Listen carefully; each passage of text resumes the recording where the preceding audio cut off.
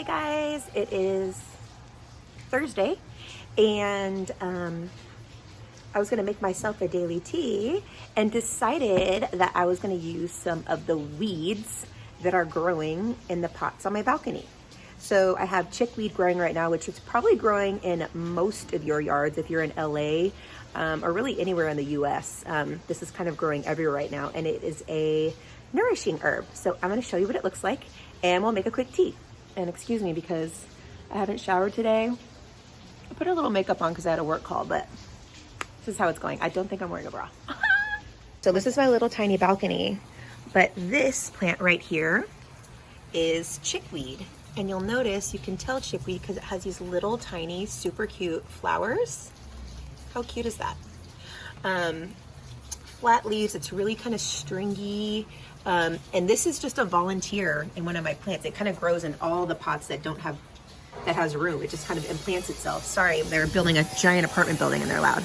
But anywho, so chickweed, you can also tell when it's not raining, there's a thin line of hairs growing on the stem. But take a quick look, and you can also Google it to get a better look, but this grows wild, at least where I live, everywhere. And again, I didn't plant this. This just kind of shows up every year. So this is it. I'm gonna pick a little bit and then I'll show you how to make a tea. So your next step is just to wash your little baby herbs off. You don't want to waste too much water. This has been out in the rain, but you just want to get, the dirt off, any little buggies. And before you make a tea or eat anything wild, make sure you get a positive ID. You never want to eat something or put something in your mouth that you are not 100% sure what the ID is. There's a lot of really good groups on Facebook that can help you positively ID a plant. My favorite one is, I think it's called Plant ID and Discussion. And then you want to be careful to not harvest from places where Roundup or any other pesticides have been sprayed, or where dogs are regularly peeing and pooping. So this is growing on my balcony. So unless my neighbors are, peeing on my balcony, I think we're good. Next step is we're going to make the infusion. Okay, so after you wash your herbs thoroughly, all you need to do is find a jar. This is a 32-ounce size. This is kind of double the little jar size.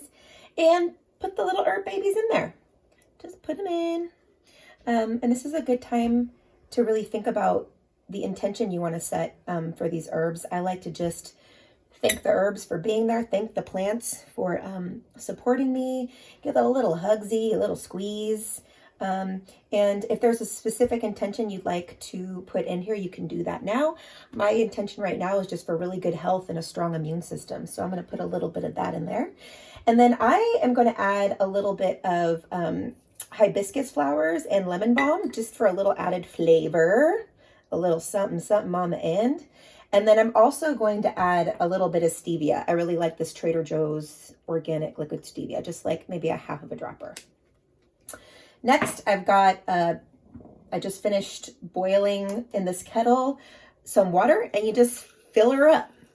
So some of the properties of chickweed are, it's a demulcent, so it kind of lubes up your throat and your digestive tract.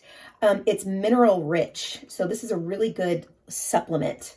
A lot of these wild weeds have a lot of really good minerals. It's also high in vitamin C, except for once you add hot water, the vitamin C gets destroyed. So you could also eat chickweed in your salads.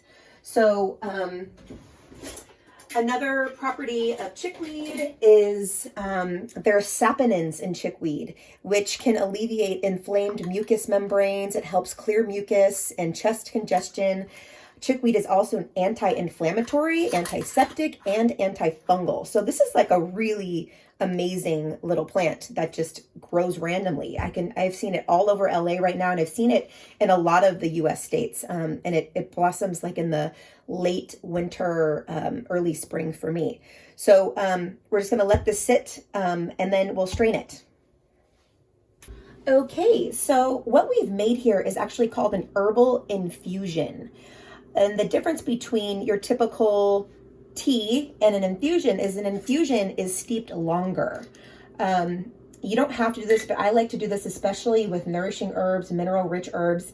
I let this sit for usually an infusion is set for about 4 hours, but I let this one sit overnight. And then I put it in the fridge so it's cold because I like to drink my tea cold, like iced tea. So all you have to do next is find your favorite mug. This one's from my girl Mad Miken. So cute. Unicorn. And you can either use this type of strainer right here, or I've got these really cool ones from Amazon, and it fits the top of your jar. And just boop, boop, boop. And this is already sweetened with stevia. You can sweeten it with anything if you like. And then enjoy. That's good. Thank you, Chickweed.